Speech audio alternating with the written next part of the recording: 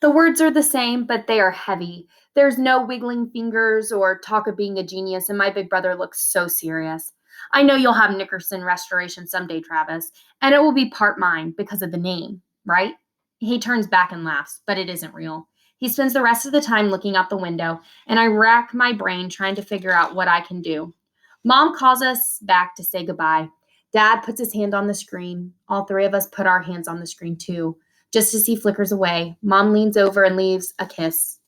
Then she rests her forehead there and stays a while. Chapter 33. Possibilities. Working with Mr. Daniels gets easier because I'm happy, but the work is really hard for me. He has written cat on the board, and we talk about the sounds.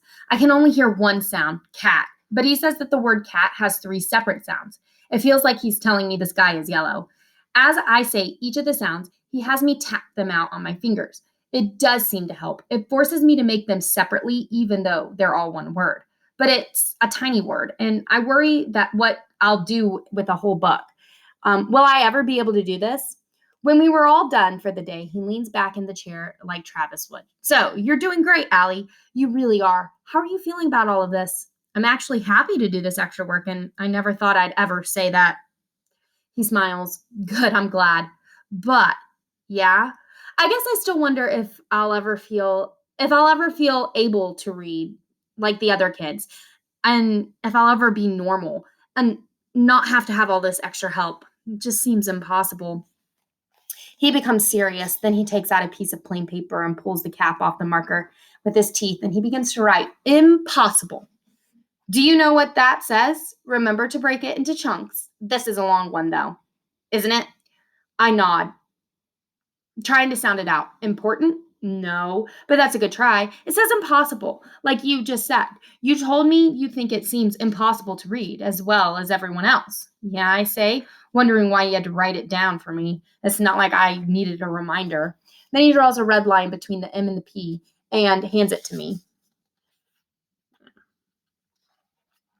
I want you to rip the paper into 2 pieces right where the line is. I do. So now, Allie, that big piece of paper in your hand says possible.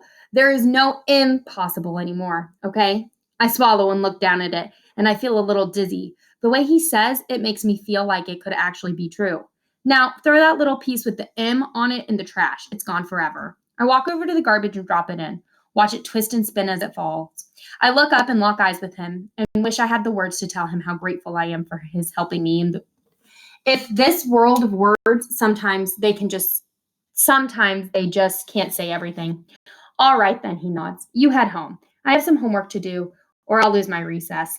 Okay, I laugh, but I'm still thinking of the word on the paper. Thanks, I say, looking down at it. My pleasure, he replies, and he takes a folder out of his briefcase. Stare at that word, possible. All the way down the hallway, I study the red color. I draw my fingers over the letters. I even smell the paper so I can take it in somehow.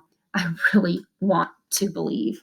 Okay, guys, I'm going to go ahead and drop another discussion. Remember, the read aloud is optional. I would love for you to listen to it and join our discussion, but it's not mandatory. The work above the read aloud is what I need for you to complete. So y'all continue to have a good day, and I will see you tomorrow and talk to you tomorrow. Bye.